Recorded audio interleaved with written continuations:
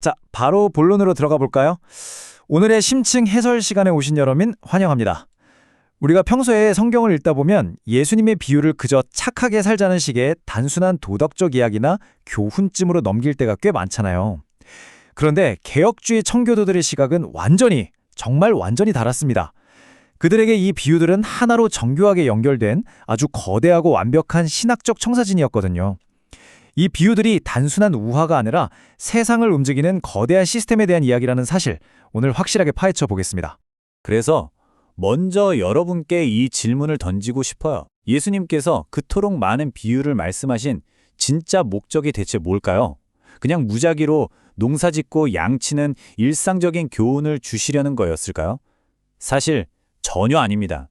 사람들은 일상적인 소재를 들었지만 예수님은 그 너머에 있는 훨씬 더 거대한 무언가를 가리키고 계셨습니다. 네, 그건 바로 하느님 나라, 즉 킹덤 오브 갓입니다. 여기서 우리의 패러다임이 완전히 바뀌어야 하는데요. 흔히 하나님 나라라고 하면 죽어서 가는 어떤 물리적인 장소를 떠올리기 쉽잖아요. 하지만 청교도들에게 이 나라는 그런 공간의 개념이 아니었습니다. 오히려 하나님의 뜻이 하늘에서와 같이 땅에서도 완벽하게 이루어지는 일종의 거대한 운영체제에 가깝습니다. 즉, 하나님의 역동적인 통치와 절대적인 주권 그 자체를 의미하는 거죠. 청교도들이 이 청사진을 어떻게 이해했는지 우리는 오늘 이 명확한 로드맵을 따라가 볼 겁니다. 비유를 관통하는 핵심 주제부터 시작해서 이미 그러나 아직의 긴장감, 오직 하나님의 은혜, 성도의 거룩한 삶, 최후의 심판, 그리고 마지막으로 여러분을 위한 3가지 질문까지 쭉 훑어볼 텐데요. 그럼 바로 첫 번째 기동, 모든 비유를 관통하는 핵심 주제부터 살펴보죠. 예수님의 비유들을 보면 배경도 다 다르고 등장인물도 제각각이죠. 하지만 진짜 놀라운 건 결국 모든 화살표가 단 하나의 거대한 개념, 바로 하나님의 주권을 가리키고 있다는 겁니다. 우리가 아무리 치밀하게 머리를 굴리고 계산을 해도요, 결국 인간의 알량한 뜻은 하나님의 거대한 뜻 앞에서 완벽하게 굴복하게 된다는 거죠. 이게 바로 모든 비유를 관통하는 가장 강력하고 타협할 수 없는 대전제입니다. 자, 이제 두 번째 기둥으로 넘어가서 이 나라가 어떻게 세워져 가는지 볼까요?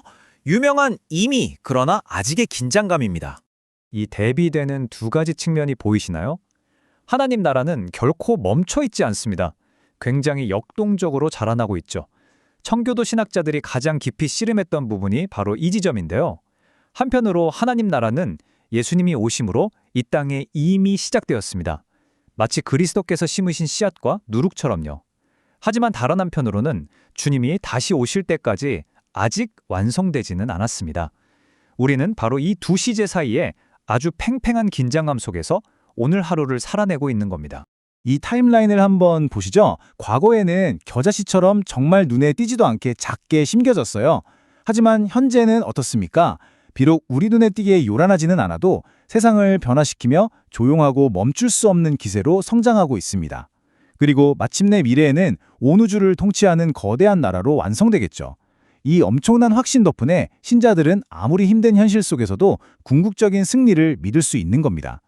세 번째 기둥으로 가보겠습니다. 그럼 도대체 우리는 이 위대한 나라에 어떻게 들어갈 수 있는 걸까요? 정답은 오직 하나님의 절대적 은혜, 솔라 그라티아입니다. 여기 이렇게 비유와 신학적 주제를 나란히 놓고 보면 정말 명확해집니다. 포도원 품꾼이나 탕자의 비유를 보세요. 세상 사람들은 내가 얼마나 자격이 있나 공로를 따지잖아요. 이 비유들은 그런 세상의 계산법을 완전히 박살냅니다. 철저한 무조건적 선택이죠. 잃은 양이나 잃은 드라크마도 마찬가지예요. 우리가 구원을 찾아 나선 게 아니라 하나님이 먼저 찾아오셨거든요. 이게 바로 개혁주의에서 말하는 선행적 은혜입니다. 인간의 공로가 끼어들 틈이 전혀 없는 거죠. 이 대목에서 진짜 흥미로운 문장이 하나 있습니다. 하나님이 멸망하는 죄인을 먼저 찾으시는 것이지 죄인이 하나님을 먼저 찾는 것이 아니다. 이 짧은 문장이 청교도들이 이해했던 그 급진적이고 무조건적인 은혜의 본질을 그대로 보여줍니다. 우리의 구원은요, 우리의 결단력이 아니라 길 잃은 우리를 끝까지 추적해서 기어코 찾아내시고야만은 그분의 열심에 달려있다는 뜻입니다. 정말 놀랍지 않나요? 자, 이제 네 번째 기둥입니다. 성도의 거룩한 삶, 성화에 대한 이야기인데요. 여기서부터는 조금 더 진지해집니다. 절대적인 은혜로 구원을 받았다고 해서 모든 책임이 사라지는 걸까요? 절대 아닙니다. 하나님 나라의 시민이 된다는 건 굉장히 무거운 책임이 뒤따르는 일이에요. 말로만 믿는다고 하는 건 아무 소용없습니다. 무화과 나무 비유처럼 눈에 보이는 진짜 열매가 있어야 하고요. 달란트 비유에서처럼 주인이 다시 오실 때까지 나에게 주어진 것들을 충성스럽게 관리해야 하죠. 은혜가 우리의 개인적인 책임을 면제해주지는 않는다는 겁니다. 앞서 말한 비유들이 바로 청교도의 경건이라는 이상과 정확히 맞닿아 있습니다. 그들은 비유를 그냥 읽고 끝낸 게 아니에요. 매일같이 자신을 철저하게 성찰했습니다. 내가 진짜 열매를 맺고 있나? 혹시 말로만 믿는 위선자는 아닐까? 매일 스스로의 영적 맥박을 체크하며 치열하게 일상을 순종으로 채워나갔던 거죠. 이제 5번째 기둥입니다.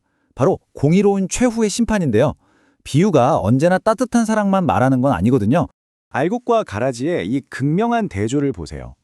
예수님의 비유들, 그러니까 그물 비유나 양과 염소의 비유를 보면 결코 피할 수 없는 정의와 심판의 현실을 분명히 경고하고 있습니다. 지금은 진짜와 가짜가 뒤섞여 있어서 누가 누군지 구분이 잘 안 될 수 있어요. 하지만 역사의 마지막 날 공의로우신 하나님은 참된 백성인 알곡과 거짓된 세력인 가라지를 완벽하고 영구적으로 분리하실 겁니다. 좀 섬뜩할 정도로 확고한 진리죠. 자, 어느덧 마지막 6번째 기둥까지 왔습니다. 지금까지 이야기는 그저 역사적인 신학 이론이 아닙니다. 오늘 여러분을 향한 직접적인 도전이거든요. 3가지 질문을 드릴게요. 이 3단계를 찬찬히 스스로에게 한번 물어보세요. 첫째, 내 삶의 진짜 왕은 누구입니까? 내 자아인가요? 아니면 하나님의 주권인가요?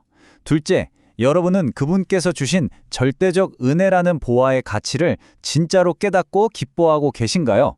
그리고 마지막 셋째, 그렇다면 오늘 하루의 삶 속에서 여러분은 그 나라의 시민답게 책임감을 가지고 거룩한 열매를 맺으며 살아가고 있습니까?